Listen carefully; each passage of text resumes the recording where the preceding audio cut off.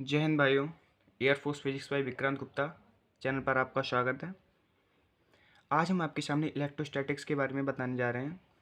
Electrostatics मतलब होता है स्थिर वैद्युत की या वैद्युत स्थिर, ठीक है।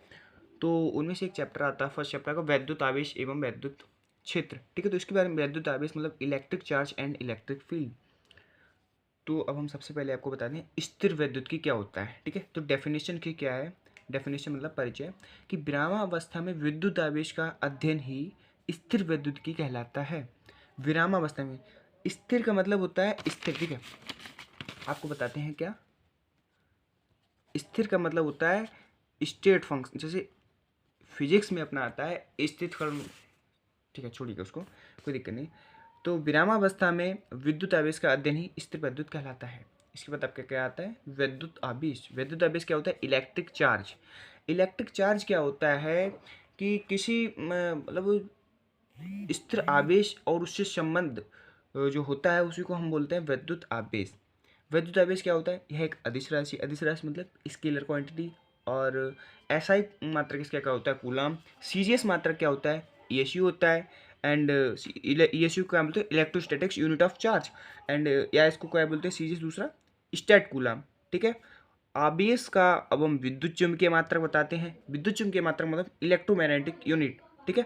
तो इसके हम क्या बोलते हैं ईएमयू, ईएमयू क्या बोलते हैं ईएमयू, ठीक है। तो क्या आवेश का विद्युत चुम्बकीय मात्रा क्या होता है ईएमयू। एक ईएमयू बराबर होता है 3 × 10⁻10 ईएसयू। ईएसयू क्या होता है इलेक्ट्रोस्टैटिक्स ऑफ यूनिट, ठीक है। ईएसयू क्या होता है ईएसयू इलेक्ट्रोस्टैटिक्स यूनिट ऑफ चार्ज। ऐसे ईएमयू क्या होता है electrostatic electromagnetic unit of charge. EMU क्या बोलते हैं इलेक्ट्रोमैग्नेटिक यूनिट ऑफ चार्ज। वस्तुओं के आवेशित होने का इलेक्ट्रॉनिक सिद्धांत। ये सिद्धांत से सीधा आपका फॉर्मूला आता है Q बराबर NE। एन क्या होता है एन का मान पूर्ण गुणज होना चाहिए, एन बराबर 1 2 3 आइदर, ना कि 1.4 नहीं होना चाहिए 2.3, मतलब भिन्न के रूप में नहीं होना चाहिए। क्यू क्या है क्यू है तो चालक का total charge, total charge of conductor, ठीक है। तो क्यू बराबर अगर हम 1 रखते हैं, ये एक कहने का ज़्यादातर इसका क्वेश्चन आ जाता है कि if Q is equal to 1 then N क्या होगा, ठीक है। तो क्यू बराबर 1 पर एन 6.25 × 10⁻18 इलेक्ट्रॉन होगा। अब चार्ज के बारे में हम बता रहे हैं। तो चार्ज क्या, अगर सेम टाइप चार्ज होगा क्या होगा सेम टाइप चार्ज होगा तो वो एक दूसरे को रिपल्सिव करेगा, एंड डिफरेंट टाइप चार्ज एक दूसरे को अट्रैक्ट करेगा, ठीक है। अटैक मतलब आकर्षित करेगा, रिपल्स मतलब प्रतिकर्षित करेगा, ठीक है। अब आता है इसका कूलाम का नियम। क्या आता है आपका कूलाम का नियम।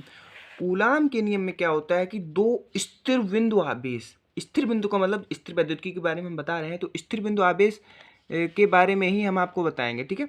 स्थिर बिंदु आवेश, दो स्थिर बिंदु आवेश मतलब दो स्थिर बिंदु आवेश Q1 एंड Q2 के बीच की दूरी r है, ठीक है। तो दो स्थिर बिंदु आवेश के गुणनफल के समानुपाती एंड उनके बीच की दूरी के वर्ग के व्युत्क्रमानुपाती, ये गुणन मतलब उनके आवेशों के गुणनफल के समानुपाती और बीच की दूरी के वर्ग के व्युत्क्रमानुपाती। तो उसको हम क्या लिख सकते हैं F proportional to Q1 Q2 upon r², ठीक है।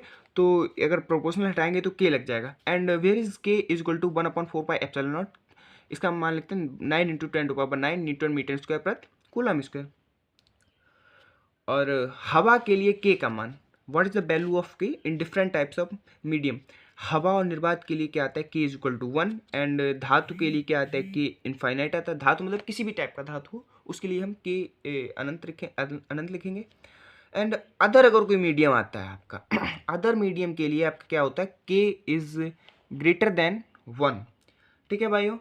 अब आपके सामने हम नेक्स्ट वीडियो में वैद्युत क्षेत्र के बारे में बताएंगे, और इसके लिए जय हिंद, धन्यवाद, ठीक है भाइयों, जय हिंद, कल मिलते हैं फिर।